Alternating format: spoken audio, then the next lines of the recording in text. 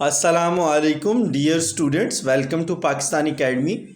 Dear students, many of you are asking me for the sake of guest paper of 462.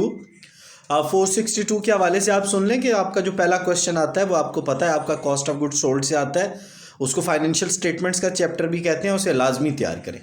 Number 2 आपका जो लाजमी question आएगा वो CPR से आएगा। नंबर 3 आपके 2 क्वेश्चन वो उठाता है मटेरियल से, 2 क्वेश्चन बाज़ औक़ात उठा लेता है मटेरियल से, बता रहा हूँ।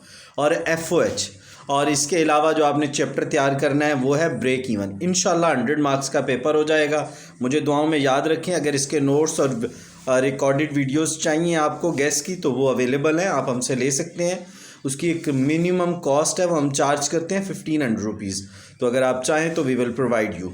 तो अब मैंने आपको रिपीट करने लगा हूँ, financial statement, FOH, material, CPR और break even. Thank you very much, thanks for watching. Channel से जुड़े रहें और चैनल को सब्सक्राइब करें। आपकी मोहब्बतों का शुक्रिया। Thank you very much.